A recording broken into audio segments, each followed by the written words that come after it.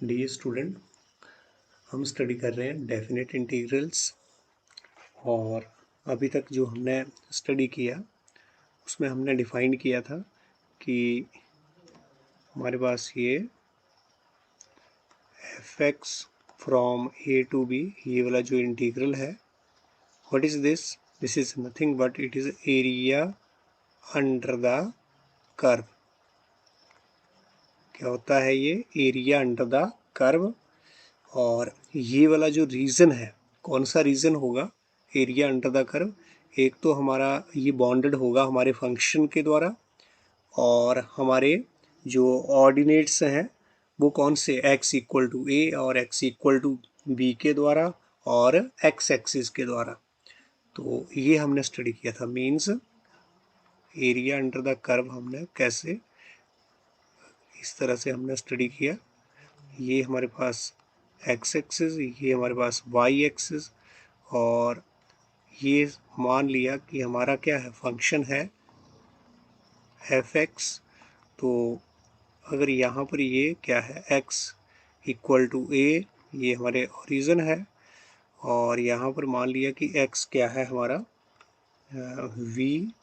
तो ये अब कौन सा एरिया, दिस वन एरिया, ये वाला एरिया जो है जिसको हम, है ना, तो ये एरिया जो है वो क्या है, under the curve, under the function F x.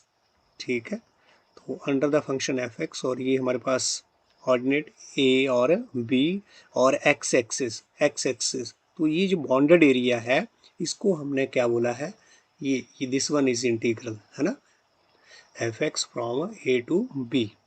तो इसको हमने डिफाइन किया है। ठीक है, इसको हम क्या रीड करते हैं, ये जो हमारे पास क्वांटिटी है इसको हम क्या रीड करते हैं, integral of F x. Integral of F x का क्या है, ये इंटीग्रल है ना, ये साइन जो है वो क्या है, this is the sign of integration. तो integral of F x from A to B, ऐसे इसको आप रीड कर सकते हैं। ठीक है, what is this? This is area under the curve. और अभी तक हमने स्टडी किया था कि एरिया अंडर द कर्व, या फिर ये जो इंटीग्रल है फ्रॉम ए टू बी, इसको हमने क्या कैलकुलेट किया था, as a limit of sum, as a limit of sum. तो वो हमारा एक मेथड था हमारे इस इंटीग्रल को, इस डेफिनेट इंटीग्रल को फाइंड आउट करने का। दूसरा हमारा जो मेथड है, अगर हमें इस, ये जो हमारा फंक्शन है इसका हमें क्या मिल जाए, एंटी डेरिवेटिव, क्या मिल जाए, एंटी डेरिवेटिव। ठीक है, तो फिर हमारा जो एज ए लिमिट ऑफ सम हम फाइंड आउट कर रहे थे, उसको करने की ज़रूरत नहीं है। ठीक है ना, तो वो हमारा अब आज हम दूसरा मेथड ये डिस्कस करेंगे, क्योंकि एज ए लिमिट ऑफ सम से काफ़ी इजी मेथड है। लेकिन अगर आपको स्पेशली बोल दिया गया हो कि आप इस क्वेश्चन को कैसे करो एज ए लिमिट ऑफ सम, तब हम ये वाला जो मेथड आज स्टडी करेंगे उससे नहीं कर सकते। ठीक है, अगर कुछ नहीं बोला है, आपको जस्ट डेफिनेट इंटीग्रल की वैल्यू फाइंड आउट करने के लिए बोला है, तो आप कैसे भी कर सकते हैं, एज ए लिमिट ऑफ सम भी कर सकते हैं, या फिर आपको इस फंक्शन का एंटी डेरिवेटिव मिल रहा है तो वैसे भी कर सकते हैं। तो फिर आओ आज हम देखते हैं कि ये हमारा यहाँ पर जो दूसरा मेथड है वो, उससे हम कैसे डेफिनेट इंटीग्रल की वैल्यू फाइंड आउट करते हैं। ठीक है, हाँ, तो ये हमारे पास जो है integral a to b f x d x, ये है हमारे पास।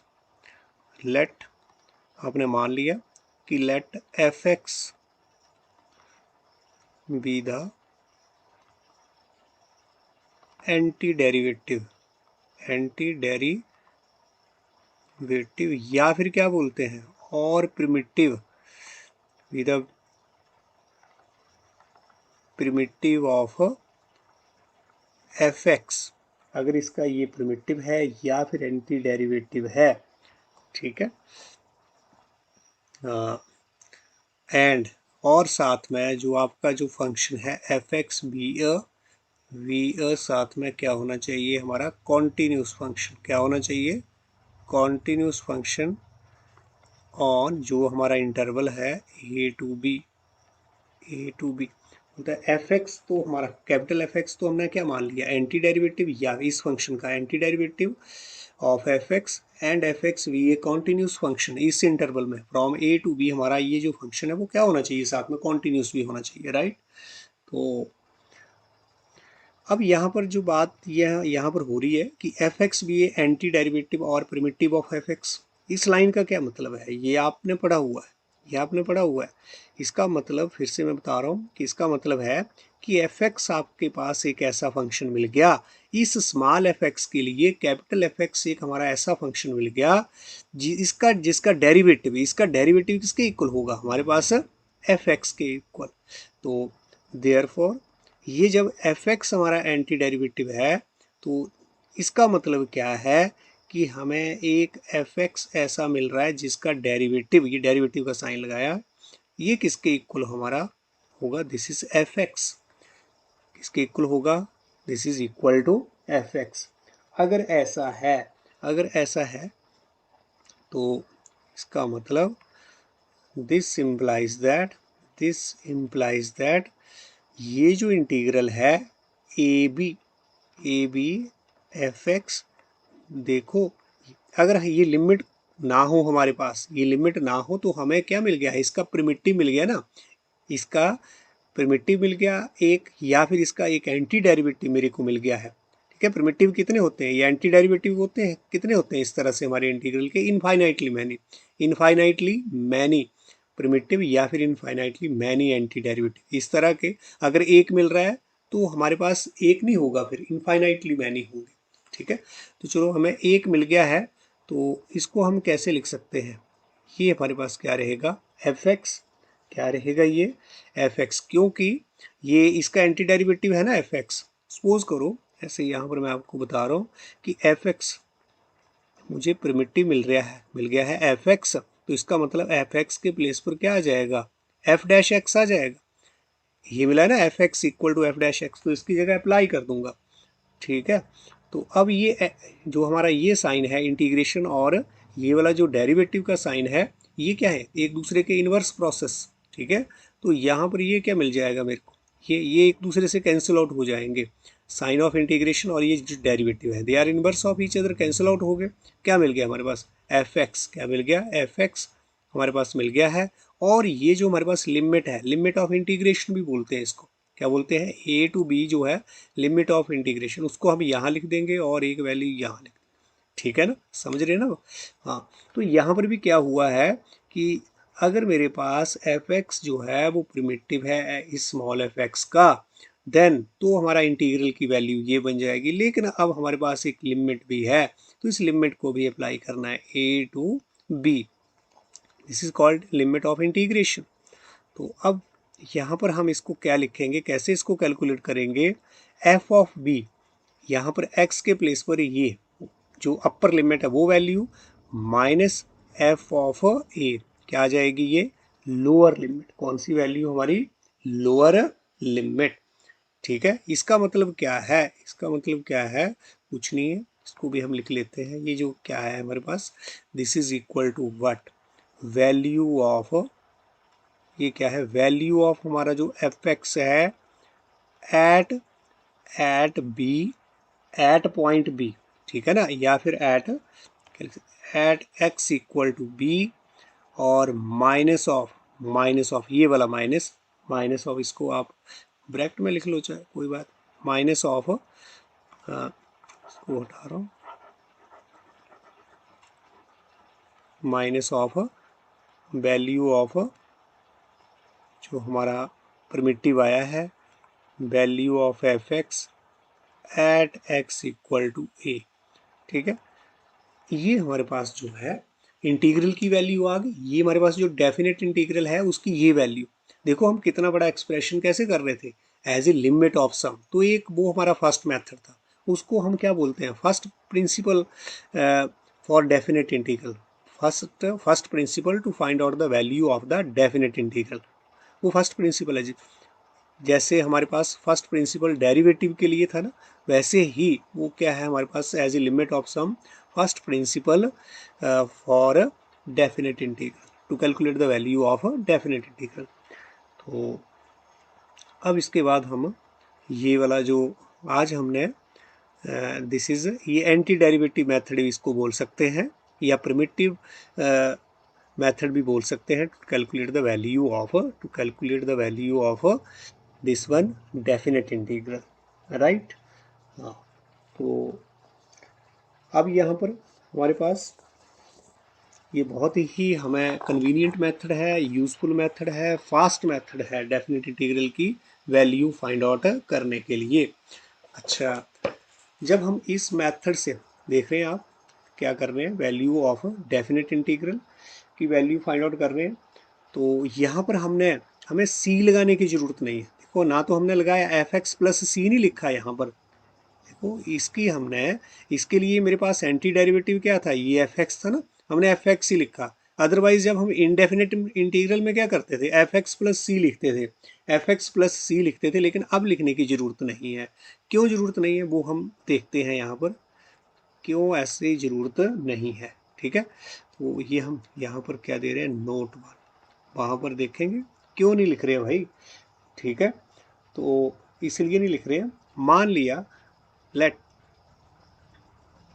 हमने क्या ले लिया, एफ एक्स प्लस सी, मान लेते हैं कि ये प्रिमिटिव आया। मैंने अभी बोला कि बहुत से प्रिमिटिव होते हैं, इनफाइनाइटली मैनी प्रिमिटिव है, यहाँ पर भी हमारे पास इनफाइनाइटली मैनी प्रिमिटिव है ना।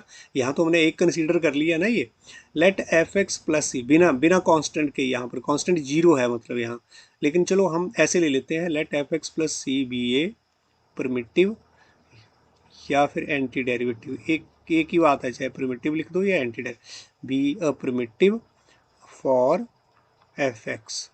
ये अगर मेरे पास प्रिमिटिव है एफ एक्स के लिए, देन देयरफॉर हमारे पास a to b f x d x, तो इसके लिए हमने लिख दिया एफ एक्स, ये आ गया ना। अब हमारे पास अगर ये प्रिमिटिव है हमारे पास, तो हाँ, एफ एक्स प्लस सी है, क्या है, एफ एक्स प्लस सी, और लिमिट ऑफ इंटीग्रेशन हमारी a to B, this is equal to, अब यही आप यहाँ पर पहले हम b को अप्लाई कर देंगे, क्या आ गया, f of b plus c minus of f of a और प्लस सी, राइट। हाँ, तो क्या हो गया, f of b plus c, बाद में हमने अप्लाई की ना लोअर लिमिट, माइनस करके हमने value of F x at a, ठीक है, इसका यूज़ करें आप, तो क्या हो जाएगा यहाँ, दिस इज ब्रैकेट, ये माइनस को अंदर ले जाओ, क्या हो गया, माइनस सी। अब आप देखें कि ये प्लस सी और माइनस सी क्या हो जा रहे हैं, कैंसिल आउट हो जा रहे हैं ना। क्या बच रहा है मेरे पास, f of b minus f of a. देखो कांस्टेंट जो है वो कैसे नलीफाई हो गया ना, जब हमने ये जब हमने upper limit minus lower limit को यहाँ अप्लाई किया अपने फंक्शन में, तो ये कैंसिल आउट हो जा रहा है। इसलिए यहाँ पर आपको लगाने की ज़रूरत ही नहीं है, कांस्टेंट को लगाने की ज़रूरत नहीं है। अगर आप लगा भी देते हैं तो इस तरह से कैलकुलेट करके बाद में कैंसिल आउट हो जाएगा, तो इसलिए हम नहीं लगाते हैं, ठीक है ना, देख पा रहे होंगे आप। तो अब यहाँ पर हम क्या कर रहे हैं, therefore there is no need, कोई ज़रूरत नहीं है हमें, no need to keep the, ये जो कांस्टेंट ऑफ इंटीग्रेशन, ठीक है, keep the constant of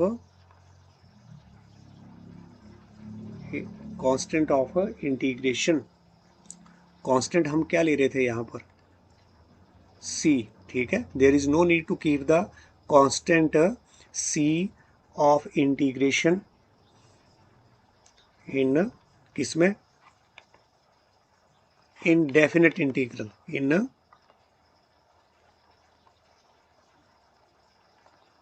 definite integral, right. हाँ, यहाँ पर हमें ज़रूरत नहीं है कांस्टेंट ऑफ इंटीग्रेशन को लगाने की, ठीक। हाँ, तो एक थोड़ा और यहाँ पर ध्यान दें कि जो a टू b हमारी जो limit a to b f x है, यहाँ पर हमारी जो x की वैल्यू यहाँ पर a है, ये a से थोड़ा सा आगे की वैल्यू होती है। a जो है वो क्या है, a प्लस, मतलब एक ए जो है वो क्या रहेगा यहाँ पर हमारे पास, ये आपने ध्यान रखना है। ए टू बी, वैसे अभी आपके लिए कोई ऐसी दिक्कत वाली बात नहीं है। ये जो हमारे पास एक्स ए की वैल्यू है, यहाँ पर एक्स ये लिमिट ऑफ इंटीग्रेशन है हमारे पास, है ना। तो यहाँ पर एक तो ये जो लिमिट ऑफ इंटीग्रेशन होंगी ये कौन सी होंगी, जिसके रिस्पेक्ट में हम कर रहे हैं, किसके रिस्पेक्ट में हम यहाँ पर कर रहे हैं integration, with respect to x integration हो रहा है, तो ये एक्स की वैल्यू होंगी। ये आपको पक्के से पता होना चाहिए किसकी वैल्यू होंगी, ये एक्स की वैल्यू। ठीक है, अगर हम मान लो with respect to y integration कर रहे हैं तो यहाँ पर ये वाई की वैल्यू होंगी, राइट। ये क्या होंगी हमारे पास, वाई की वैल्यू। तो अभी विद रिस्पेक्ट टू एक्स कर रहे हैं तो ये एक्स की वैल्यू, पहली बात। दूसरा कि अगर यहाँ पर x इक्वल टू ए का मतलब क्या है हमारे पास, क्या है यहाँ पर, ठीक है, कि यहाँ पर ये जो वैल्यू है ये हमारे पास थोड़ा आगे की वैल्यू रहेगी, f equal to a plus, मतलब थोड़ा सा आगे, थोड़ा सा जस्ट, है ना। बिल्कुल हमारे पास ये फ्रैक्शन ऑफ जो पॉइंट होगा वो a से ज़्यादा, और यहाँ पर ये वाली जो वैल्यू है वो p से थोड़ा सा कम। जैसे मान लो ये मेरे पास इंटरवल है a टू b, ठीक है ना। तो यहाँ पर ये मान लिया a है, ये वाला b है, तो a से जस्ट एकदम बाद वाला पॉइंट, जस्ट एकदम बाद वाला पॉइंट, और यहाँ पर b से जस्ट एकदम पहले वाला पॉइंट। ठीक है, ठीक है। तो ये वैसे तो इसका आपके लिए यहाँ पर यूज़ नहीं है, लेकिन आपको ये समझा दिया गया है कि यहाँ पर जो ये लिमिट ऑफ इंटीग्रेशन है, ये यहाँ पर जो वैल्यू है a से जस्ट बिल्कुल अगला पॉइंट, और यहाँ पर ये b नेगेटिव का मतलब है b से बिल्कुल जो है वो जस्ट पीछे वाला पॉइंट, राइट। हाँ, तो अब हम जो ये हमने सारी चीज़ स्टडी की है इसको हम अप्लाई करेंगे अपने यहाँ पर, दैट इज़ एक्सरसाइज जो नेक्स्ट है, दैट इज़ 7.9। ठीक है ना, वहाँ पर हम देखेंगे कि कैसे क्वेश्चन हमारे वहाँ पर जो डेफिनेट इंटीग्रल वाले क्वेश्चन है वो कैसे सॉल्व होते हैं। ठीक है, इस मेथड को अप्लाई करके 7.8 में हमने क्या किया, एज ए लिमिट ऑफ सम। आज हम करेंगे जो ये हमारा जो मेथड कौन सा है, ये आप बोल सकते हैं इसको एंटी डेरिवेटिव मेथड या फिर primitive method to find the value of a definite integral. तो आओ फिर स्टार्ट करें एक्सरसाइज नेक्स्ट। कौन सी एक्सरसाइज है ये, 7.9। बुक कौन सी है हम सॉल्व जहाँ से कर रहे हैं ये, दैट इज एनसीईआरटी। हाँ, क्वेश्चन नंबर 1 ले रहे हैं। Question number 1, evaluate the integral, evaluate the integral. कौन सा इंटीग्रल हमारे पास, that is -1 to 1 x + 1 dx। देखो यहाँ पर कोई मेथड मेंशन नहीं कर रहा है, कोई मेथड मेंशन नहीं किया, तो आप जिस मर्जी मेथड से करिए, लेकिन अगर उसने लिख दिया ना आगे evaluate the integral this one as a limit of, as a limit of sum, तो फिर आपको कैसे करना है, जैसे हमने वो पीछे वाला जो मेथड है ना, पिछली जो क्लास में हमने स्टडी किया था उससे, फिर उस मेथड से ये होगा। फिर हम ऐसे नहीं कर सकते इसको, है ना, जैसे अभी कर रहे हैं। तो यहाँ पर ऐसा कुछ नहीं है, इसलिए आप एंटी डेरिवेटिव मेथड भी लगा सकते हैं। तो हम उसी से करेंगे, लेकिन यहाँ अभी तो सॉल्यूशन हमारे पास जो इंटीग्रल है ये हम ले रहे हैं -1 to 1 x + 1 और dx। तो अब इसका जो एंटी डेरिवेटिव है वो क्या है, वो तो हमें पता है x² + x, ये इसका एंटी डेरिवेटिव है। ठीक है ना, वो एंटी डेरिवेटिव हमें पता है ना, यहाँ पर भाई xn, इसका एंटी डेरिवेटिव xn का क्या रहता है, ये एंटी डेरिवेटिव मेथड ही तो थे सारे के सारे ये। ठीक है, +c लिखते थे, लेकिन ये कहाँ था, ये हमारे पास इनडेफिनेट इंटीग्रल में। अब डेफिनेट इंटीग्रल में यहाँ पर चलो मैं लिख भी दे रहा हूँ, है ना, ये यूज़ कर रहे हैं यहाँ पर। ये हमें ये वाला मेथड जो है ये हमें एंटी डेरिवेटिव ही तो दे रहा है, ये एंटी डेरिवेटिव ही तो आया है किसका, किसका xn का, किसका x⁻n का, ये एंटी डेरिवेटिव है। तो वही एंटी डेरिवेटिव हमने यहाँ पर लिख दिया है, किसका x + 1 का, क्या है x² और +x। ठीक है, हाँ। तो अब यहाँ पर क्या करना है, आपने लिमिट को अप्लाई करना है। लिमिट हमारे पास क्या है यहाँ, -1 और 1, ठीक है। तो this is equal to what अब क्या रहता है हमारे पास, यहाँ पर पहले हम अपर लिमिट को अप्लाई करेंगे, फिर हम लोअर लिमिट को माइनस करेंगे और लोअर लिमिट कैसे, अब देखिए 1 का स्क्वायर बाई 2 प्लस 1 कर दी ना हमने, अपर लिमिट अप्लाई कर दी, 1 है ना अपर लिमिट अप्लाई कर दी, माइनस ऑफ लोअर लिमिट क्या है मेरे पास, -1 का स्क्वायर बाय 2 प्लस प्लस क्या है यहाँ पर, प्लस हमारे पास -1 है, ध्यान से, ठीक है। तो ये हमने अब अपर लिमिट और लोअर लिमिट को अप्लाई कर दिया। तो यहाँ पर अब आपके पास क्या है, 1/2 प्लस 1 ये आ गया, माइनस ऑफ यहाँ पर भी 1 का स्क्वायर जो है वो -1 का स्क्वायर भी 1 ही रहता है ना, हाँ, प्लस और माइनस क्या आ गया आपके पास, दिस इज अ -1 बस। तो इसको आप और क्या लिख सकते हैं, this is equal to 1/2 plus 1 bracket को ओपन कर दो, -1/2 और हमारे पास क्या हो गया ये +1, ये माइनस हो गया और ये वाला प्लस। तो अब ये कैंसिल आउट हो गया, दिस वन और दिस वन, और हमारे पास जो वैल्यू है 1 + 1 क्या आ गया 2, और यही तो हमारे पास आंसर आ गया। हमने ये जो हमारे पास फंक्शन था, ठीक है ना, और या फिर ये जो हमारे पास डेफिनेट इंटीग्रल था, इसकी वैल्यू क्या आ गई हमारे पास, 2 आ गई ना। तो किससे आई ये हमारे, इससे, ये इसका हमें एंटी डेरिवेटिव मिल गया, या फिर इसका हमें क्या मिल गया, प्रिमिटिव मिल गया हमें, ठीक है। तो उससे हमने क्या निकाल लिया है, अपना डेफिनेट इंटीग्रल की वैल्यू, और यही हमारा आंसर। तो एक मेथड तो हमारा क्या था, एज ए लिमिट ऑफ सम, जो कि लेंथी था ना इसकी अपेक्षा काफ़ी, हाँ। तो ये हमारे लिए ज़्यादा कन्वीनियंट होता है। अगर हमें नहीं मेंशन किया है कि इस मेथड से करें, तो आप जल्दी से ये वाला मेथड जो है वो लगाएं और कर दें, बस हमें इसका एंटी डेरिवेटिव मिलना चाहिए, राइट। तो नेक्स्ट अब हम क्या कर रहे हैं, क्वेश्चन नंबर मैं ले रहा हूँ, कौन से वाला भला, फोर्थ ले रहे हैं हम, फोर्थ ले रहे हैं। अब हमारे जो प्रिमिटिव फाइंड आउट करने के वही मेथड यूज़ होंगे जो हमने पीछे किए हैं, कौन से, जो इंस्पेक्शन मेथड किया था हमने, सब्स्टिट्यूशन मेथड किया था हमने, इंटीग्रेशन बाय पार्ट्स किया था, पार्शियल फ्रैक्शन किया था, सम स्पेशल इंटीग्रल्स किए थे हमने, ठीक है। तो वही सारा कुछ वही रहेगा, हम एंटी डेरिवेटिव ऑफ प्रिमिटिव तो वैसे फाइंड आउट कर लेंगे, और बाकी फिर हमने अपर लिमिट और लोअर लिमिट को अप्लाई कर देना है, बस हो गया। तो मेथड ऑफ इंटीग्रेशन तो आपने मैक्सिमम स्टडी कर लिए हैं, ठीक है ना। तो नेक्स्ट जो क्वेश्चन है हम ले रहे हैं, दैट इज क्वेश्चन नंबर 4। आपको इंटीग्रल फाइंड आउट करना है 0 to π/4, 0 to π/4, और साइन हमारे पास क्या रहेगा, साइन ऑफ 2x dx, ठीक है। तो अब यहाँ पर ये भी वैसे हमारे लिए बहुत जल्दी होने वाला है। सॉल्यूशन इसका क्या रहेगा, सॉल्यूशन कि हमारे पास ये गिवन है 0 to π/4 sign of 2x dx। जल्दी से आप क्या फाइंड आउट करो, साइन 2x का प्रिमिटिव क्या रहेगा, this is cos 2x minus cos 2x upon 2, ठीक है।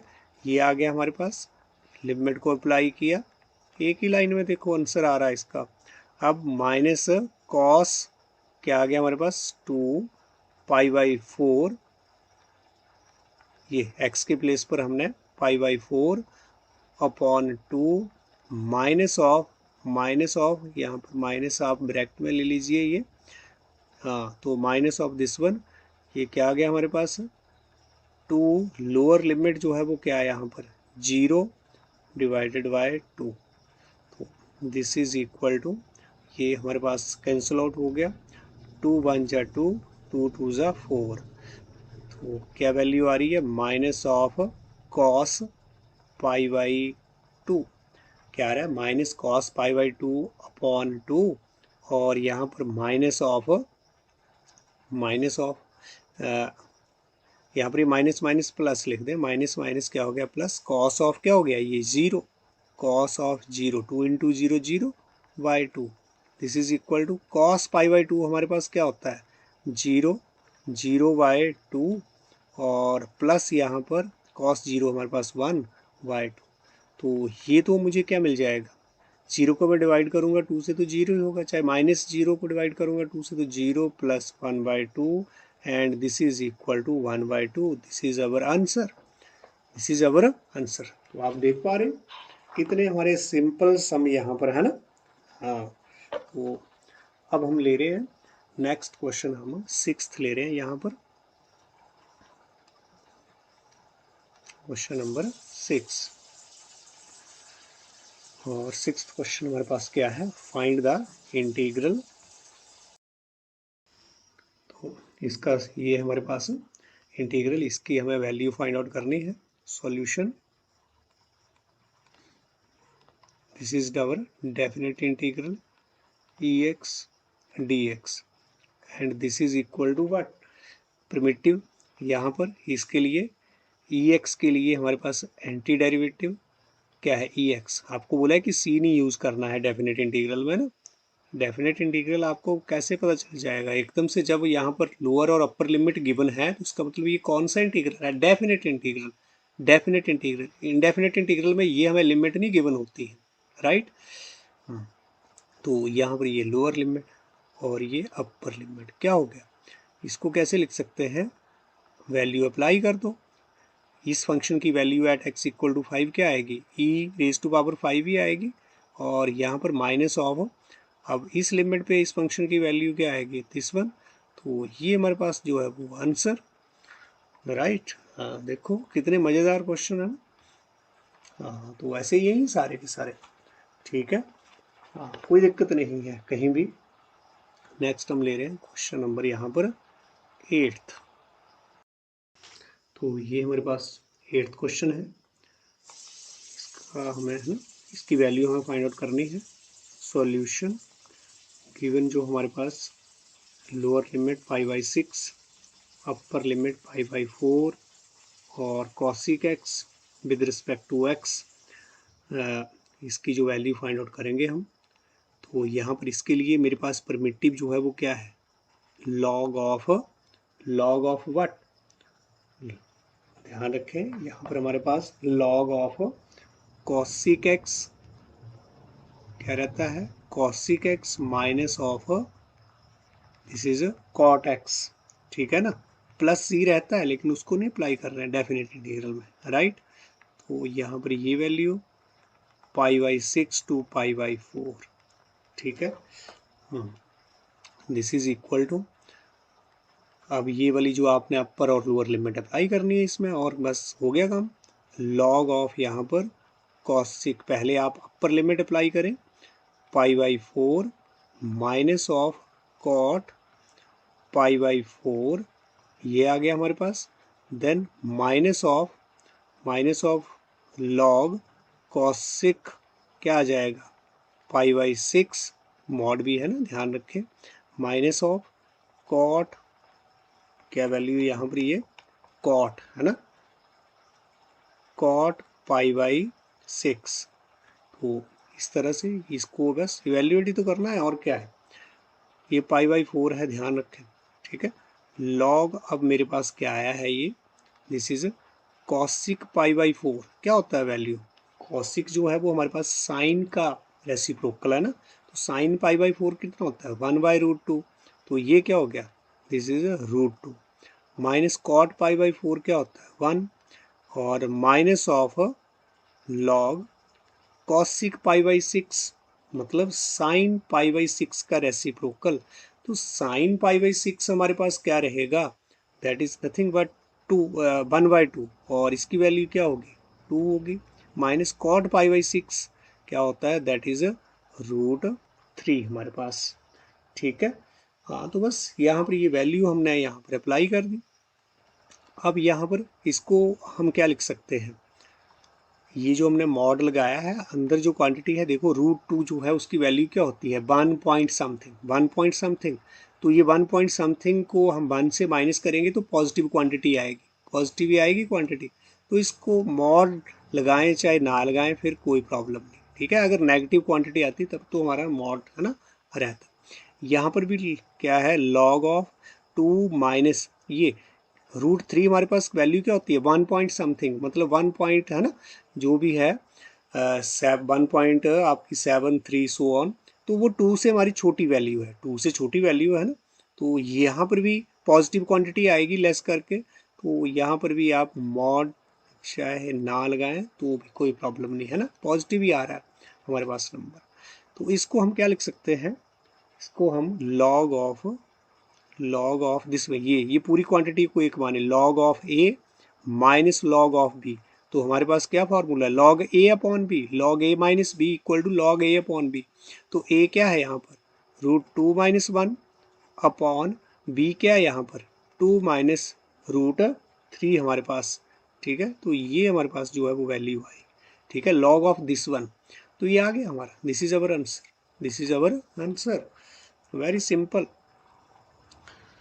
तो नेक्स्ट अब हम क्वेश्चन ले रहे हैं, that is question number 9th, और यहाँ पर क्या है ये 0 to 1 dx upon 1 minus x square, ये हमें इंटीग्रल फाइंड आउट करना है। Solution this is 0 to 1 dx on 1 minus x square का रूट, तो यहाँ पर हमें इसका प्रिमिटिव पता है 1 upon root of 1 minus x square का क्या होता है वो sine inverse x, sine inverse x, constant नहीं लगाएंगे, दिस इज 0 to 1, ये प्रिमिटिव आपको बिल्कुल हमने चैप्टर के शुरू में करवाए थे सारे के सारे, तो 0 to 1 यहाँ पर, तो अप्लाई कर देंगे पहले अपर लिमिट साइन इनवर्स, यहाँ पर हमारे पास x के प्लेस पर 1 और साइन इनवर्स 0, तो हमें पता है कि हमारा साइन इनवर्स की वैल्यू 1 कब होती है दैट इज π/2, कितना रहेगा हमारे पास 1/π/2 माइनस साइन 0 कब होता है 0 पे, आंसर क्या आ गया हमारे पास यहाँ पर भी π/2, आंसर को कितना सिंपल है ना। हाँ, तो सारे के सारे क्वेश्चन सिमिलरली बहुत ही यहाँ पर सिंपल हैं, तो बीच बीच में से हम क्वेश्चन ले रहे हैं, बाकी के जो बीच में रह गए हैं वो आप अपने आप करें, वो आपकी प्रैक्टिस के लिए ही छोड़े जा रहे हैं। नेक्स्ट क्वेश्चन नंबर 11th में हमें फाइंड आउट करना है लिमिट ऑफ इंटीग्रेशन क्या है 2 to 3 dx upon x square minus 1, तो इसकी वैल्यू आपको फाइंड आउट करनी है। देखो solution 2 to 3 dx upon x square minus 1, तो इस टाइप इसका प्रिमिटिव हमारे पास क्या होता है ये हमने स्टडी कर रखा है, ठीक है, थोड़ा ध्यान दे लगाएं।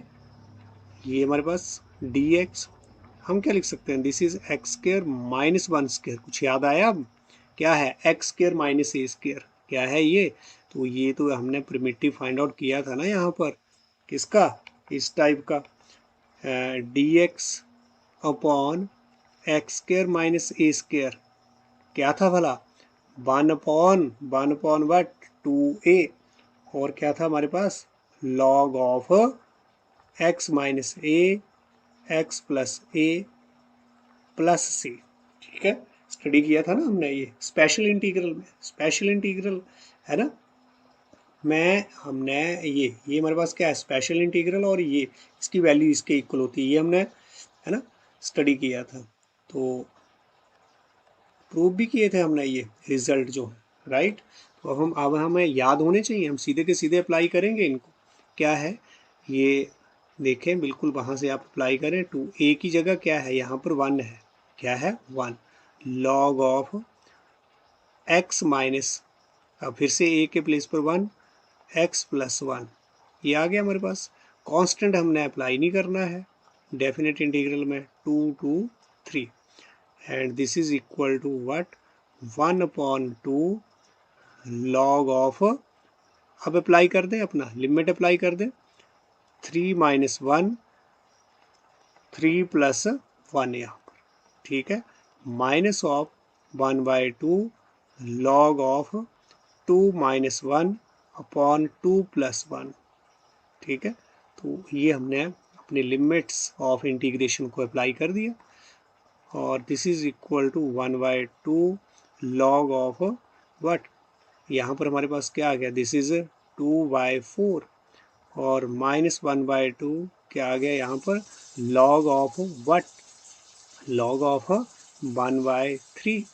दोनों पॉजिटिव क्वांटिटी, दोनों पॉजिटिव क्वांटिटी है ना, हाँ 1/2 कॉमन भी आ रहा है, इसको बाहर ले सकते हैं। log ऑफ पॉजिटिव क्वांटिटी क्या है 1/2, तो यहाँ पर हमें मॉड लगाने की जरूरत नहीं है, मॉड में भी 1/2 की वैल्यू 1/2 ही आएगी और 1/2 ये भी पॉजिटिव क्वांटिटी, हाँ 1/2 तो आपने कॉमन ले रखा है आउटसाइड, ठीक है। तो यहाँ पर क्या हो गया आपके पास log 1/3, इसको हम क्या लिख सकते हैं 1/2 log a minus log b, फिर से क्या हो जाएगा log of a upon v, ये हो जाएगा ना, हाँ थोड़ा सा इसको और कैलकुलेट कर लेंगे और आंसर आपका this is equal to 1/2 log of 1/2 into 3/1 and this is equal to 1/2 log of 3/2 and this is our answer. देखें, हाँ आसानी से हो गया ना। हाँ बस आपको वो जो स्पेशल इंटीग्रल में जो प्रिमिटिव कैसे फाइंड आउट करते हैं वो आपको एकदम से फार्मूले याद होने चाहिए। नेक्स्ट क्वेश्चन हम ले रहे हैं, क्वेश्चन नंबर 12। क्वेश्चन नंबर 12,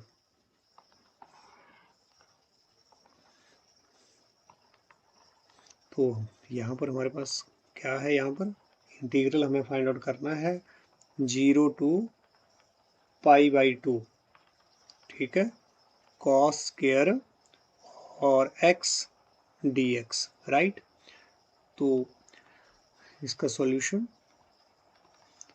यहाँ पर हमारे पास इंटीग्रल जो है वो क्या है 0 to π/2 और cos स्क्वायर x, यहाँ पर आप एक चीज़ और हमने नहीं की, लेट आई दे सकते हैं आप, हर क्वेश्चन को क्या करें let I equal to this one, ठीक है ना, तो ज़्यादा बढ़िया है। दिस इज इक्वल, ये हमारे पास, अब यहाँ पर हम इसको cos स्क्वायर x को थोड़ा ट्रिग्नोमेट्रिक जो है वो आइडेंटिटी लगाएंगे, क्या भला 1 + cos 2x/2, पता है ना आपको ये ट्रिग्नोमेट्रिक आइडेंटिटी, हाँ बस वो लगा दी। 1/2 को हमने आउटसाइड ले लिया और यहाँ पर ये 0 to π/2, यहाँ पर हमारे पास इसको हमने अलग अलग कर लिया और इस तरह से 0 to π/2 क्या आ गया ये cos 2x, राइट, हाँ, और dx ऐसे भी लिख सकते हैं इसको, दिस इज इक्वल टू 1/2। अब 1 का प्रिमिटिव क्या होता है ये आपको पता है क्या, x, क्या होता है भाई x, हाँ, प्लस cos 2x के लिए प्रिमिटिव क्या होगा sin 2x अपॉन 2, बस प्रिमिटिव एकदम से पता चला नहीं और हमने क्वेश्चन किया नहीं, दैट्स ऑल। अब बस वैल्यू को अप्लाई करना है, वैल्यू को अप्लाई करना है, हो गया हमारा क्वेश्चन 1/2।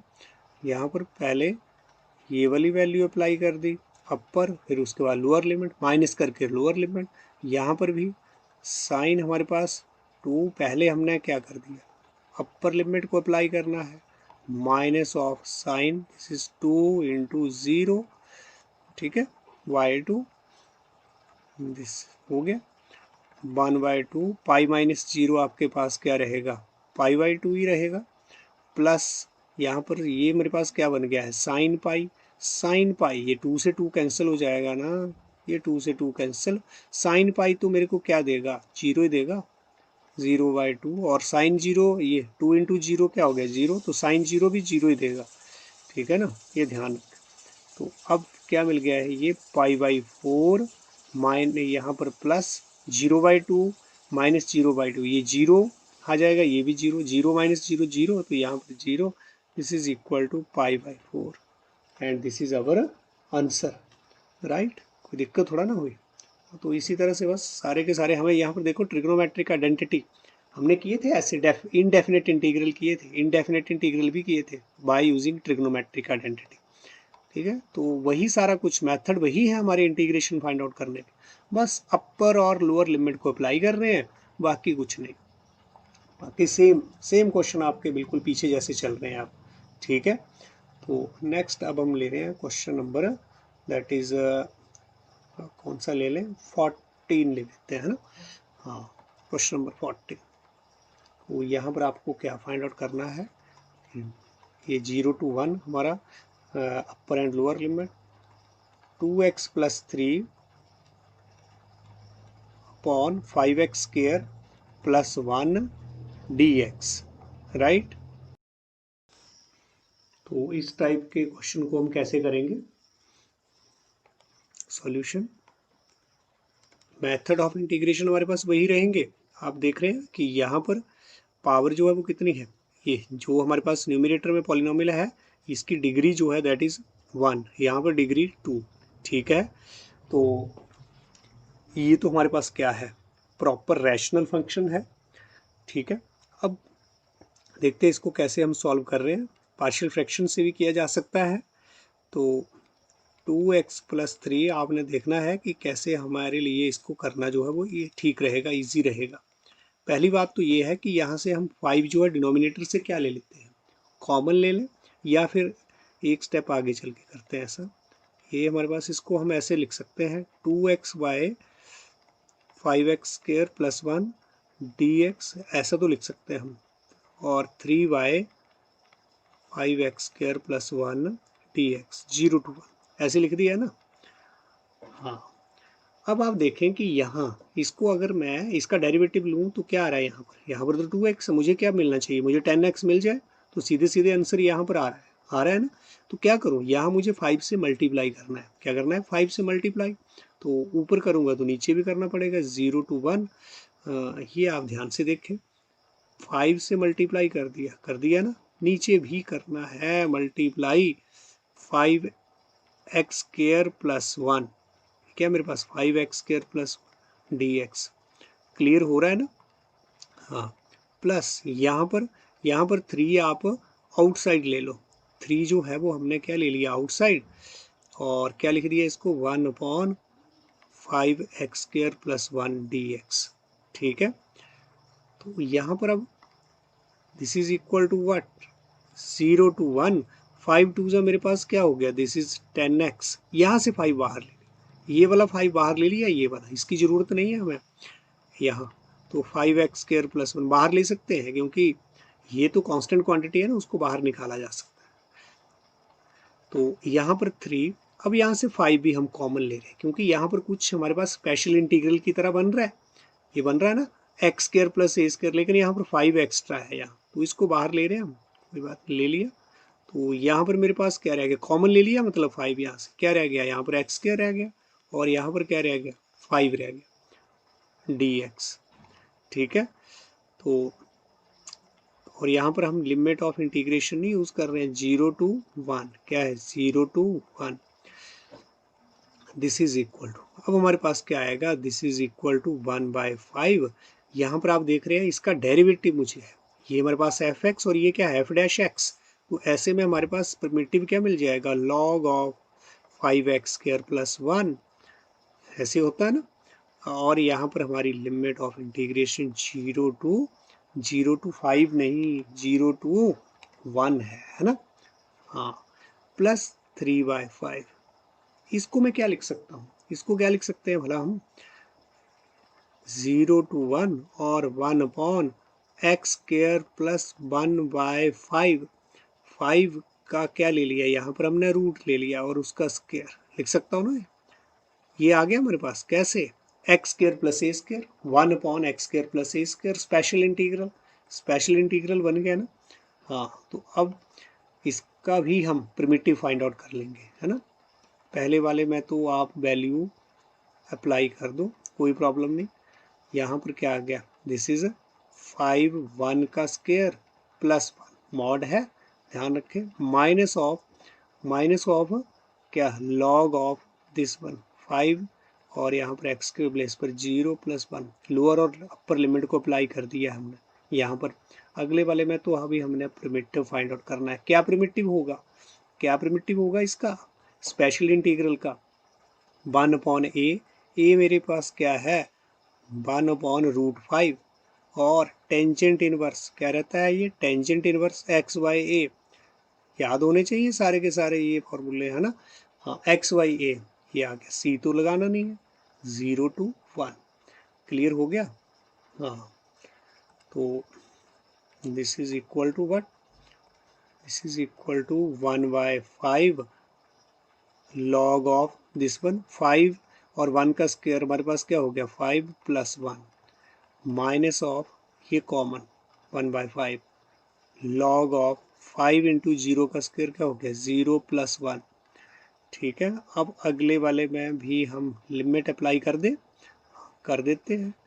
तो इसको हम क्या लिख सकते हैं √5 तो अगले स्टेप में करेंगे ये √5 टेंजेंट इनवर्स हमारे पास और यहाँ इसको हम क्या लिख सकते हैं दिस इज व्हाट √5x और ये क्या बन गया हमारा 0 to 1 this is equal to 1/5 और लॉग ऑफ हमारे पास क्या आ गया +6 आ गया ना तो इसको हम 6 भी लिख सकते हैं मॉड 6 की वैल्यू भी 6 ही होगी है ना 6 ही होगी राइट माइनस लॉग यहाँ पर क्या आ गया 1 log 1 की वैल्यू log 0 + 1 मॉड इसके बाहर निकालेंगे तो क्या हो गया log 1 ही है ना तो दिस इज प्लस 3/5 और हमारे पास अब यहाँ पर भी आप लिमिट अप्लाई कर दें √5 को बाहर निकाल के √5 के ऊपर हमें लिमिट का कोई है ना फर्क नहीं ना आएगा तो इसको हमने बाहर निकाल दिया क्या हो गया अब टेंजेंट इनवर्स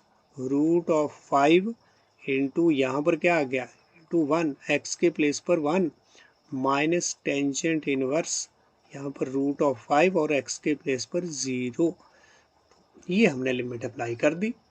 ठीक है नेक्स्ट यहाँ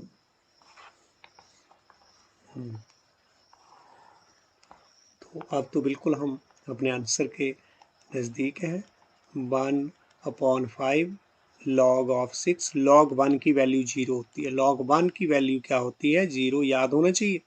अब 3/5 इंटू √5 रैशनलाइज कर दें तो क्या हो गया यहाँ पर 3√5 पता चल गया नहीं पता चला ऐसे कर लो ना √5 अपॉन क्या हो गया हमारे पास रैशनलाइज कर दिया हमने न्यूमिनेटर को।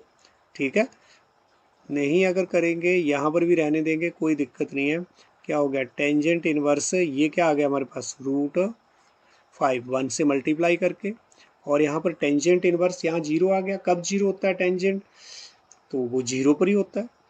ठीक है तो दिस इज है ना इस एंगल पे हमारा टेंजेंट 0 होता है भाई 0 पे होता है। ठीक है तो this is equal to 1/5 log 6 minus 0 हमारे पास क्या रहा log 6 प्लस यहाँ पर हमारे पास ये क्या वैल्यू रही दिस इज 3/5 यहाँ पर ये 5 मल्टीप्लाई करेंगे √5 क्या आ जाएगा 5/√5 और यहाँ पर ये क्या आ गया टेंजेंट इनवर्स इसमें से 0 माइनस किया तो यही रहा यही क्वांटिटी रही ना।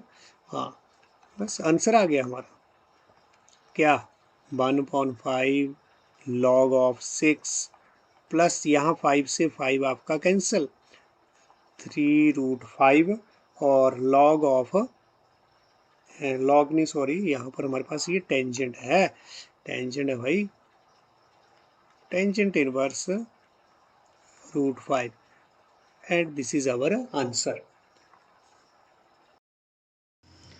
नेक्स्ट क्वेश्चन नंबर 15 क्या है ये question 0 to 1 x e raise to power हमारे पास x raise to power 2 dx solution. देखो अगर आपको पीछे है ना अगर ये प्रिमिटिव फाइंड आउट करना आ रहा है इसका एंटी डेरिवेटिव फाइंड आउट करना आ रहा है वो हमने सब कुछ कर लिया है ना पीछे इनडेफिनेट इंटीग्रल में कर चुके हैं ये सारी चीज़ें। अगर इनडेफिनेट इंटीग्रल आपको अच्छे से आता है तो यहाँ पर डेफिनेट इंटीग्रल में बिल्कुल आपको कोई दिक्कत नहीं आएगी। ये तो हमारा रिवीजन ही है यहाँ पर रिवीजन हो रहा है सारे का सारा और कुछ नहीं पिछली जो एक्सरसाइजेस हैं उनका सिर्फ हम यहाँ पर ये लोअर लिमिट और अपर लिमिट को अप्लाई करके काम पूरा कर दे रहे हैं। ठीक है ना तो अब यहाँ पर ये कैसे हम सॉल्व करें इसको हमने क्या ले लिया है, let this is I, integral हमारे पास क्या आ गया, दिस इज आई, इसको हम एज्यूम कर लेंगे, तो एक्स ई एक्स स्क्वायर डी एक्स। आप देखें, आप ये बिल्कुल सब्स्टिट्यूशन मेथड से हो रहा है, सब्स्टिट्यूशन मेथड से देखो, देख पता लगना चाहिए आप। अब कैसे ये बने, एक्स स्क्वायर की जगह आप टी पुट कर दो, put x square equal to t, तो मेरे पास क्या आ जाएगा, 2x D x equal to क्या हो गया, डी टी। ये तो दिख रहा है ना आपको कि यहाँ पर x है, तो this implies that x D x को रख छोड़े और क्या हो गया, D t by to. X d x के प्लेस पर यहाँ पर ये x है ना, और ये क्या है मेरे पास, यहाँ पर ये x और ये क्या है, डी एक्स है ना। x डी एक्स के प्लेस पर क्या हो जाएगा, डी टी बाई टू, और यहाँ पर हमारे पास ई टी, बस हो गया, इतना ईजी काम है ना। तो देयरफॉर हमारे पास जो इंटीग्रल है वो क्या बन गया, अब एक काम करना है सब्स्टिट्यूशन में, यहाँ पर एक काम करना है। जैसे अगर आपने सब्स्टिट्यूशन मेथड लगाया है तो लिमिट को भी देख लें, यहाँ पर अपर लिमिट और लोअर लिमिट।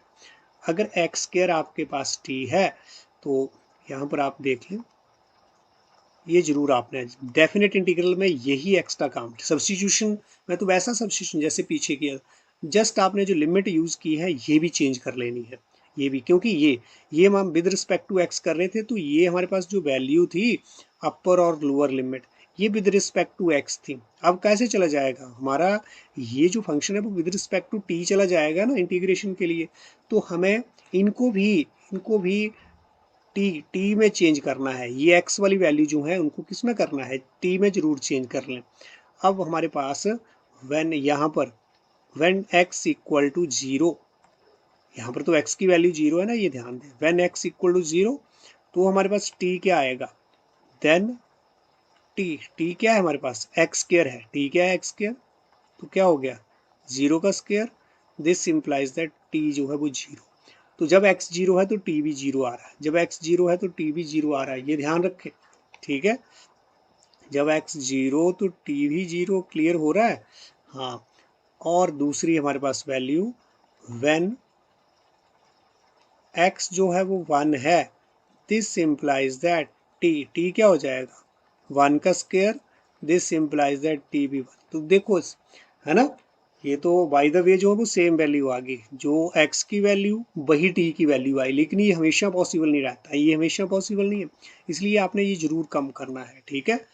हाँ बिल्कुल, अगर नहीं करेंगे तो आपका क्वेश्चन गलत माना जाएगा। तो यहाँ विद रिस्पेक्ट टू टी हमें लिमिट्स को चेंज करना है, पहले विद रिस्पेक्ट टू एक्स थी, अब विद रिस्पेक्ट टू टी, क्यों, क्योंकि हम सब्स्टिट्यूशन में जो कर रहे हैं ये काम है ना। तो यहाँ पर हमारे पास एक्स डी एक्स के प्लेस पर क्या आ गया, यहाँ पर क्या आ गया भाई, डी टी बाई टू आ गया ना, into e raise to power x square हमने क्या पुट कर दिया था, टी। इसको हम क्या लिख सकते हैं अब, 0 to 1 और ई टी, और ये 1/2 तो बाहर, क्योंकि इंटीग्रेशन का इसके ऊपर कोई इफेक्ट नहीं, कांस्टेंट क्वांटिटी को बाहर निकालेंगे, t2 हो गया ना, देखो विद रिस्पेक्ट टू टी आया, तो ये लिमिट मुझे विद रिस्पेक्ट टू टी ही चाहिए, 1/2। अब ई टी का जो परमिटिव है वो ई टी ही होता है, e raise to power exponential function, 0 to 1 apply कर दो, ई टी की जगह अप्लाई करना है ना, अब अगर एक्स की वैल्यू होती तो कैसे टी की जगह अप्लाई कर पाता, नहीं कर पाता, तो टी के प्लेस पर अब 1 minus e raise to power यहाँ पर 0, ठीक है, अप्लाई कर दिया, 1/2 ई रेज टू पावर हमारे पास 1 जो है वो ई आएगा, और ये क्या आएगा हमारे पास, ई रेज टू पावर 0 जो है वो 1, and this is our answer, very simple. Next question हम ले रहे हैं, क्वेश्चन नंबर 16, क्वेश्चन नंबर 16 यहाँ, तो क्या है ये क्वेश्चन हमारे पास, 1 to 2 और यहाँ 5x स्क्वायर अपॉन हमारे पास क्या है, x square plus 4x plus 3dx। तो यहाँ पर इसकी वैल्यू हमें फाइंड आउट करनी है। पहले तो अच्छे से अपना जो ये इंटीग्रेंड है इसको देखें कि कैसा ये फंक्शन है मेरे पास, आप देख पा रहे हैं बिल्कुल, यहाँ डिग्री जो है वो 2, यहाँ भी डिग्री हमारे पास 2, प्रॉपर रैशनल फंक्शन नहीं है। पहले आपको क्या करना है, इसको प्रॉपर रैशनल फंक्शन में कन्वर्ट करना है, राइट। हाँ चलो करते हैं सॉल्यूशन, लेट इसको आपने आई कंसीडर कर लिया। यहाँ पर हमारे पास जो है लिमिट ऑफ इंटीग्रेशन क्या है, 1 to 2 5x square upon x square plus 4x plus 3। क्या करेंगे, अब इसको हमने किस में चेंज करना है, प्रॉपर रैशनल फंक्शन में। पहला काम हमारा यही होना चाहिए। ऐसे जैसे यहाँ पर अगर हमारे पास रैशनल फंक्शन है तो पहले उसको आप प्रॉपर रैशनल फंक्शन में चेंज करें। डिग्री सेम आ गई ना, प्रॉपर रैशनल फंक्शन नहीं है, इम्प्रॉपर है, तो चेंज करें इसको। पहले कैसे, डिवाइड कर दें, डिवाइड कर दें किसको, जो हमारे पास न्यूमिनेटर है उसी को तो करना होता है ना डिवाइड, डिनोमिनेटर से। X square plus 4x plus 3 किससे जाएगा, 5 से जाएगा। और किससे जाएगा, 5 से कर दिया। क्या आ गया हमारे पास, या एक काम और भी कर सकते थे, यहाँ पर एक स्टेप और करिए। पहले 1 to 2 5 को आप आउटसाइड ले लें, 5 को आउटसाइड ले लें तो क्या आ गया हमारे पास, ये x square upon x square plus 4x plus 3। तो यहाँ पर फिर हमें यहाँ पर सीधे हमारा 5 से हमारी और कैलकुलेशन जो है वो थोड़ा कम हो जाएगी। तो x square plus 4x plus 3 से डिवाइड करना है किसको, एक्स स्क्वायर को। किससे जाएगा, 1 से। क्या हो गया, x square plus 4x plus 3 minus minus minus, और यहाँ पर क्या आ गया मेरे पास, minus of 4x minus of 3। ठीक है ना, तो दिस इम्प्लाइज दैट। अब इसको हम क्या लिख सकते हैं, देयरफॉर हमारा इंटीग्रल जो है वो क्या बन गया, क्या बन गया, जब ये प्रॉपर जो देखते हैं बना रैशनल फंक्शन की नहीं बना, तो ये हमारे पास क्या आ गया, 1 to 2 ये एक्स स्क्वायर, इसके प्लेस पर हम अब क्या लिख सकते हैं, this is nothing but 1 plus minus, ये हमारे पास कोशेंट ना, -3, और ये रिमाइंडर, और यहाँ पर ये x square plus 4x plus 3। ये हमारे पास जो है वो ही आ गया है ना, ये quotient plus this one remainder, ये रिमाइंडर, और अपॉन दिस इज डिवाइजर। तो ऐसा तो हम लिख सकते हैं इसको, राइट। अब ये 5 हमारे पास ऐसे ही बाहर, और इसको हम क्या लिख सकते हैं, 1 to 2 1 to 2, और यहाँ पर हमारे पास क्या आ गया, ये dx, और इधर हमारे पास जो है वो क्या आ गया, ये 1 to 2 minus 4x minus 3 upon x square plus 4x plus 3। अब हम देख रहे हैं कि यहाँ पर तो हमारे पास क्या था, ये इम्प्रॉपर रैशनल फंक्शन। यहाँ पर हम देख रहे हैं इसको दो पार्ट में हमने डिवाइड कर दिया, और ये अब क्या है मेरे पास, प्रॉपर रैशनल फंक्शन। क्या है, प्रॉपर रैशनल फंक्शन। ठीक है, इसके बाद हम इसको सॉल्व कर लेंगे जैसे जैसे जो जो हमारे मेथड हैं उसके अकॉर्डिंग। यहाँ तो हमारे पास जो फर्स्ट वाला है, यहाँ तो कोई दिक्कत नहीं है। यहाँ देखो क्या हो गया, ये इसके लिए तो मेरे पास प्रिमिटिव एक्स मिल गया, और यहाँ 1 to 2 मेरे पास आ गया। ठीक है, और इसको हमने अभी नाम दे दिया I1। क्या नाम दे दिया इसको, I1 नाम दे दें टेम्पोरेरली। तो दिस इज, अभी इसको वेयर, इसको हम I1 को अलग से सॉल्व कर लेंगे, I1 को अलग से, where I1 equal to what, this is -1 to -1 नहीं, सॉरी 1 ही है ना, 1 to 2, और यहाँ पर हमारे पास क्या आ गया, ये this is -4x minus 3 divided by x square plus 4x plus 3 dx। इसको हम अलग से सॉल्व करेंगे, इसको इस वाले को सॉल्व कर लें अभी। तो x क्या है, यहाँ पर अपर लिमिट अप्लाई कर दी, यहाँ पर लोअर लिमिट अप्लाई कर दी, प्लस मेरे पास क्या आ गया, I1 this is equal to 5, और क्या आ गया, ये 1 प्लस I1। ठीक है, तो ये हमारे पास जो है इसको हमने नाम दे दिया 1। अब हमें I1 को सॉल्व करना है, I1। नाउ I1 हमारे पास है क्या, this is nothing but 1 to 2 और minus of 4x minus of 3 x square plus 4x plus 3। इसको हमें सॉल्व करना है, राइट। हाँ, तो यहाँ पर हमारे पास ये जो फंक्शन है इंटीग्रल I1, इसको हमने कैलकुलेट करना है। यहाँ पर ये dx, इसको और क्या हम लिख सकते हैं, this is equal to what, 1 to 2, ये माइनस आप आउटसाइड भी ले सकते हैं, 4x प्लस 3 और नीचे जो हमारा है इसके हम फैक्टर देखते हैं कि अगर फैक्टर बन जाए तो क्या हमारे पास यहाँ पर इसको क्या लिख सकते हैं, x square 3x plus x भी लिख सकते हैं और 3 भी लिख सकते हैं।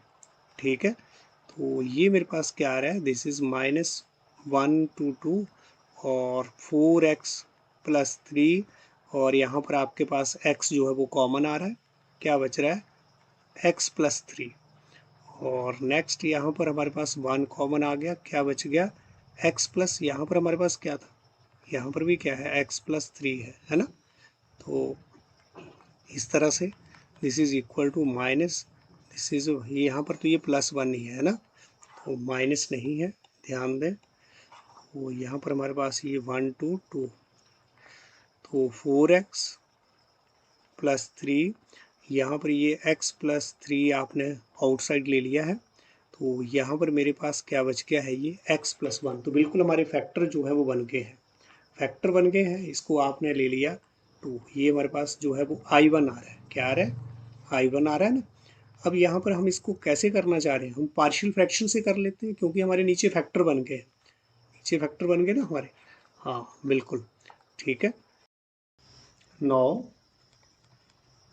ये जो हमारे पास क्वांटिटी है 4x प्लस 3, अगर हम पार्शियल फ्रैक्शन लगाएं तो क्या बन रहा है, दिस इज a अपॉन, कैसे लिख लिया इसको x प्लस 3, यही हमारे यहाँ पर इसके पार्शियल फ्रैक्शन के फॉर्मेट है ना, यही वाला, हाँ बिल्कुल। तो आपने ये अब याद रखना है, दिस इज इक्वल टू या दिस इम्प्लाइज दैट, क्या आ गया 4x प्लस 3 और यहाँ पर तो हमारे पास x प्लस 3 x प्लस 1, यहाँ पर हमने एलसीएम ले लिया, क्या आ गया हमारे पास x प्लस 3 x प्लस 1 और यहाँ पर हमारे पास x plus 1 a plus x plus 3 और क्या रहेगा b, ठीक है। एंड दिस इम्प्लाइज दैट, ये हमारे पास क्या हो गया, अब डिनोमिनेटर यहाँ पर ये सेम है, ये तो हमारा कैंसिल आउट हो जाएगा दिस वन, और क्या आ रहा है, this is 4x plus 3 equal to x plus 1 a और x plus 3 b, x plus 3 हमारे पास b। तो अभी मुझे वैल्यू फाइंड आउट क्या करनी है, a और b, हमें क्या करना है, फाइंड आउट a और b।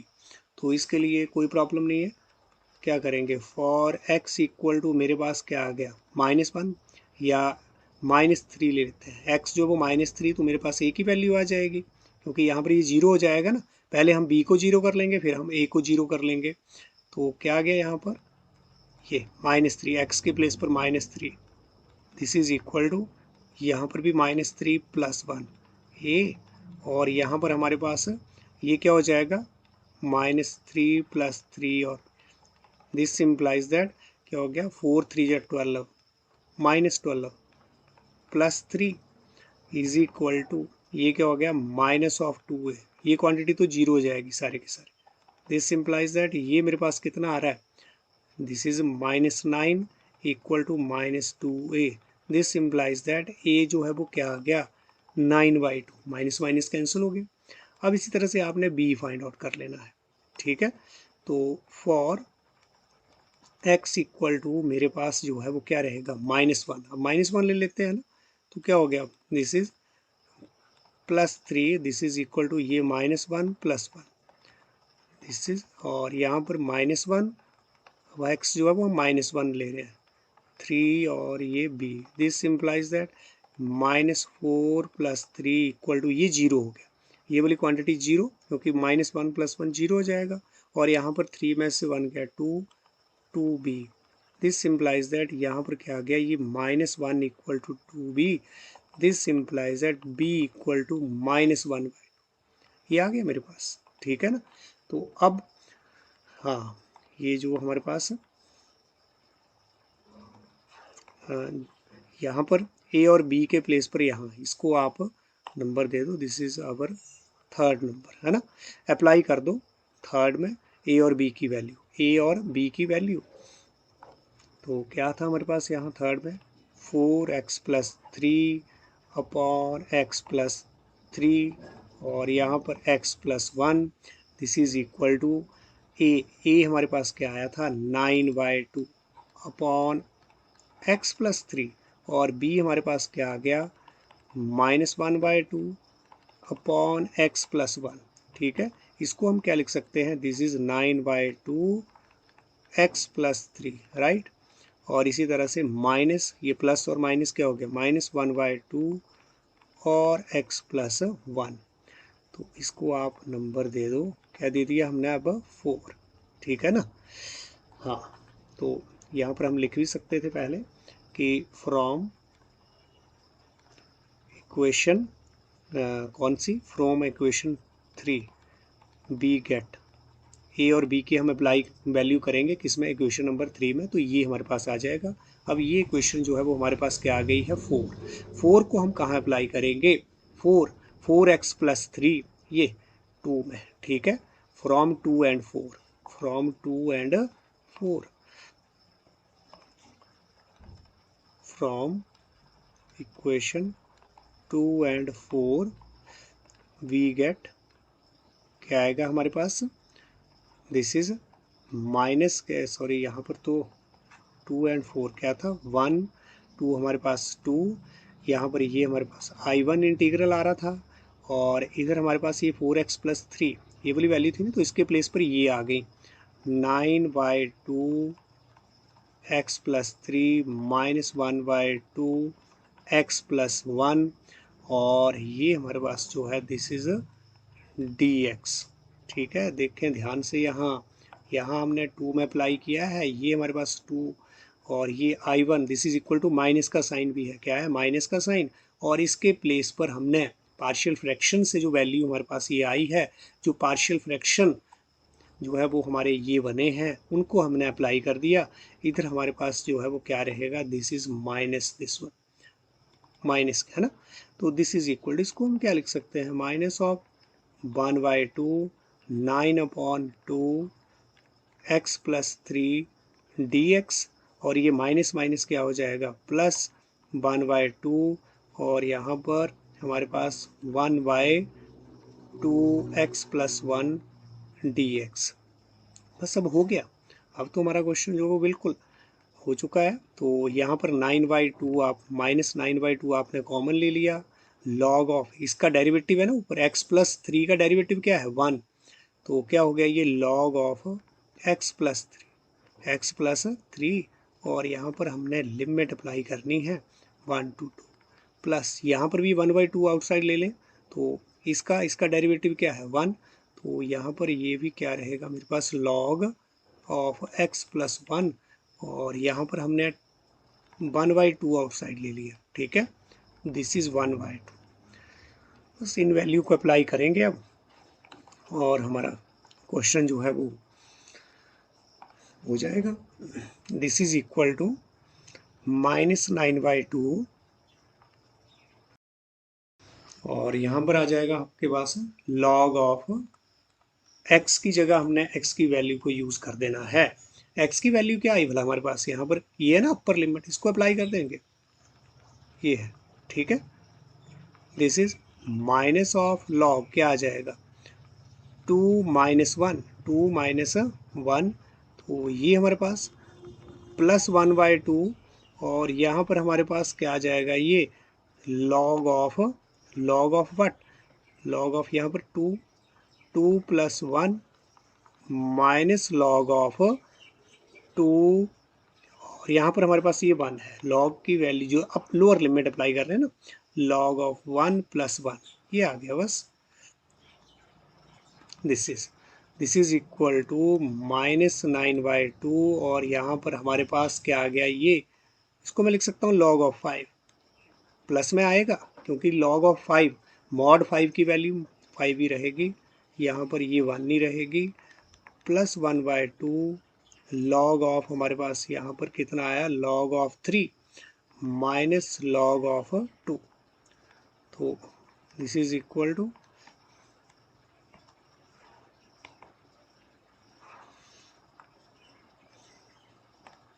-9/2 लॉग 1 जो है वो क्या होता है, क्या होता है, 0 होता है ना, हाँ 1/2, और यहाँ पर log of 3/2। ठीक है, तो ये हमारे पास जो है वो रिजल्ट आ रहा है। ये क्या आया हमारे पास, I1 आया। क्या आया, I1। अब इसको अप्लाई कर देंगे हम किस में, थोड़ा कैलकुलेशन जरूर इसमें है, बाकी कोई इतनी ज़्यादा दिक्कत नहीं। यहाँ पर हम I1 को अप्लाई करना है। अब किसमें, इक्वेशन नंबर 1 में क्या आ रहा है, ये 5 और यहाँ पर ये 1 प्लस I1। तो करते हैं इसको अप्लाई यहाँ।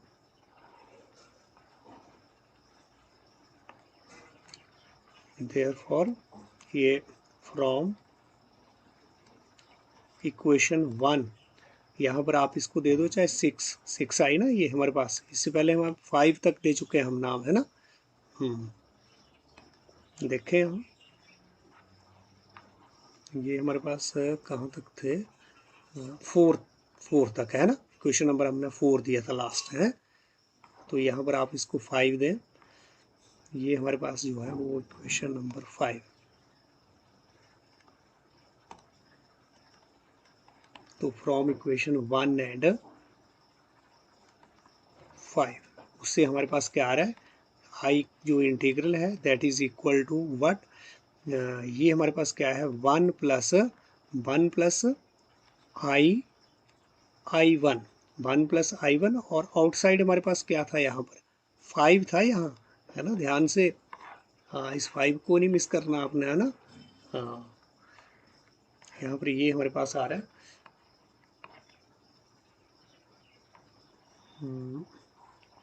यहाँ पर I1, हाँ ये 5 है ना साथ में, 5 को साथ में ले लें। दिस इज इक्वल टू 5, और यहाँ पर हमारे पास क्या आया है, ये -9/2। I1 को अप्लाई कर रहे हैं और कुछ नहीं। This is log of 5 plus 1/2 log of 3/2। ये हमारे पास दिस इज इक्वल टू क्या आ गया, -45/2।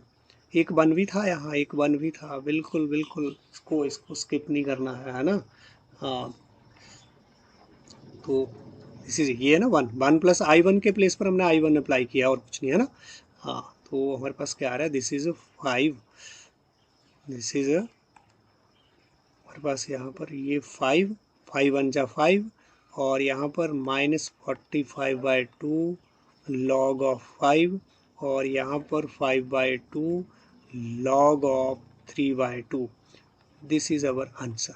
ठीक है, थोड़ा लेंथी हमारा जरूर था सम, लेकिन बाकी जो पार्शियल फ्रैक्शन से रिलेटेड जो हमने पीछे कर लिया है उसी को अप्लाई किया है। तो हमें अगर सारे मेथड इंडेफिनेट इंटीग्रल में आते हैं तो यहाँ जो सम हम कर रहे हैं बहुत ही ईजी है, बहुत आसान है, कैलकुलेशन वर्क हो सकता है ज़्यादा। तो यहाँ पर हमारे पास ये जो लॉग हमने क्या किया था, ये वैल्यू अप्लाई की थी ना, माइनस ऑफ लॉग, यहाँ पर आपने यहाँ पर ठीक अप्लाई किया, अपर लिमिट 2 + 3, लेकिन यहाँ पर माइनस ऑफ लॉग एक्स के प्लेस पर क्या आना था, यहाँ पर 1, यहाँ हमने मिस्टेक करी है ना। हाँ, तो इसको आप करेक्ट करें यहाँ पर, ये ठीक है ना। यहाँ पर हमारे पास क्या आएगा, दिस इज़ यहाँ पर 1 प्लस हमारे पास क्या आएगा, यहाँ पर 4 नहीं सॉरी 3, यहाँ पर +3 का मॉड, ठीक है। तो क्या आएगा यहाँ पर +4 का मॉड, है ना, 4 का मॉड, लॉग ऑफ 4 का मॉड, तो इसको हम 4 भी लिख सकते हैं, पॉजिटिव वैल्यू है ना, मॉड 4 की वैल्यू 4 ही आनी है, राइट। नेक्स्ट भी आपको थोड़ा यहाँ चेंज कर लें, ये क्या होगा हमारे पास, लॉग ऑफ 5, और यहाँ पर ये माइनस है, minus log of 4, minus this is, ये तो माइनस का माइनस ही रहेगा ना, इसमें थोड़ा नहीं, ये क्या है हमारे पास, माइनस ऑफ log 4, राइट। और यहाँ पर क्या हो जाएगा हमारे पास, ये 5/4, log a minus b, log a upon b. तो इसको ज़रूर आप करेक्ट करें। यहाँ पर सेम हमारे पास हर जगह जो है वो क्या आ जाएगा, log ऑफ 5 की जगह क्या आ रहा है, दैट इज़ 5/, यहाँ पर log ऑफ, तो ये करेक्शन आप कर लें।